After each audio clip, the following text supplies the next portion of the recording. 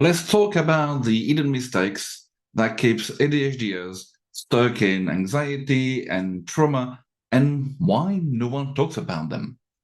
Now, if you have ADHD like me and you struggle with anxiety, with rejection, with trauma, you've probably tried everything to get relief.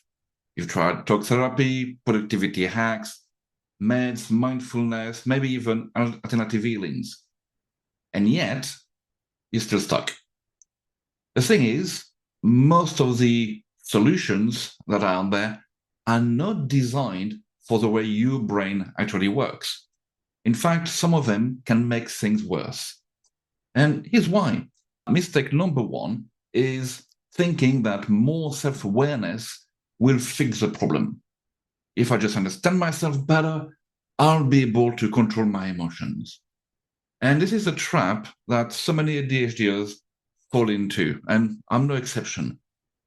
Reading books, watching endless YouTube video or TikTok, taking online courses on productivity hacks, and trying to read as much as you can.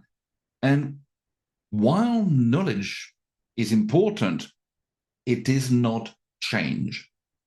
And because here's the problem, knowing why you react a certain way doesn't stop you from having that reaction happening. You can be completely aware that RSD is making you overanalyze a conversation. You fully understand that your procrastination is rooted in fear, and still you feel like you've got no control over it.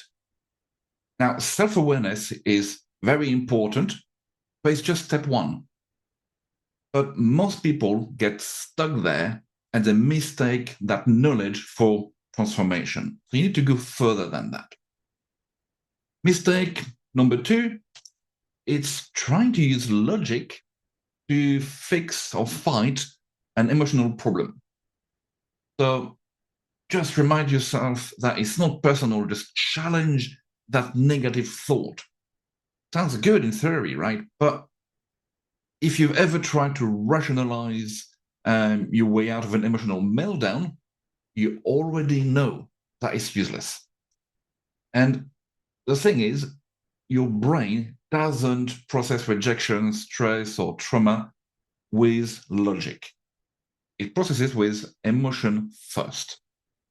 By the time your logical brain kicks in to say, hey, maybe they're not mad at you after all, your nervous system is already in that fight or flight mode. Your heart is racing, your stomach is in knots, and you're just spiraling in your mind.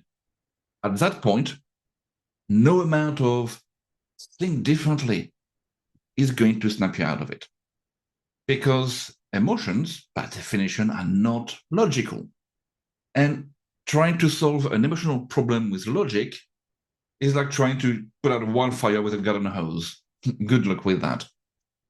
Mistake number three, thinking that you just need more discipline. If I just push harder, I can overcome this.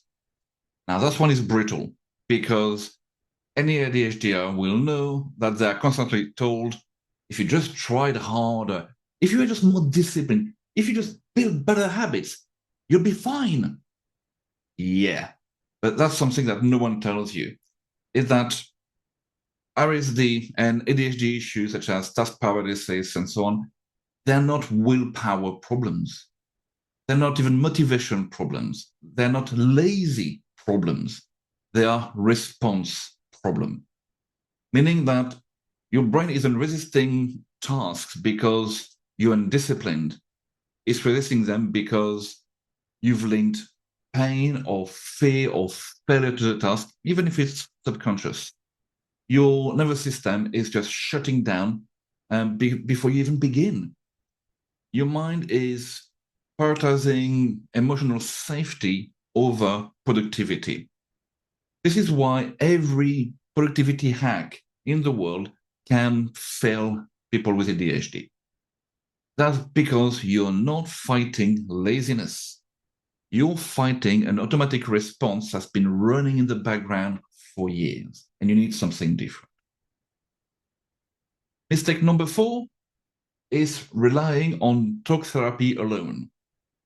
Just talk through it with a therapist, you'll be all right. Now, for some people, talk therapy helps, and it actually did help me quite a bit when I had my own issues, and that's fine. But for a lot of ADHDers, especially with strong RSD, a lot of anxiety, especially with PTSD, it can actually backfire big time. Just talking about trauma doesn't really sit. It cannot actually sometimes reinforce it. Every time you replay that painful memory, your brain reacts as if it's happening again and just reinforces that emotional response. Now, you might be leaving the therapy session feeling actually worse than when you walked in. You might understand yourself more, but your triggers are still just as intense. This is why so many people spend years in therapy without actually making any progress. Because talking about your past doesn't change how your brain reacts to stress or rejection or anxiety in the present. Mistake number 5, assuming that medication is the full solution. I just need the right dose and I'll be fine. Yeah. The thing is, medication can be a lifesaver. Absolutely. It can make symptoms more manageable. It really helps a lot of people. Absolutely. But is a reality that no one really talks about is that meds don't change patterns.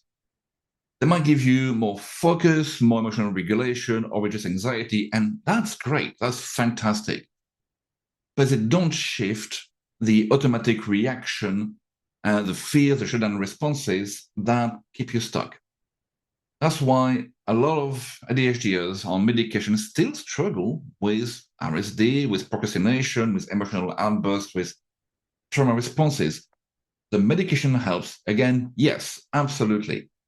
But the deeper patterns are still running in the background.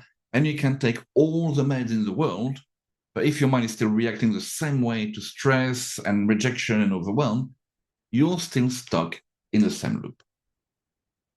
Now, how can hypnotherapy help? How is it different?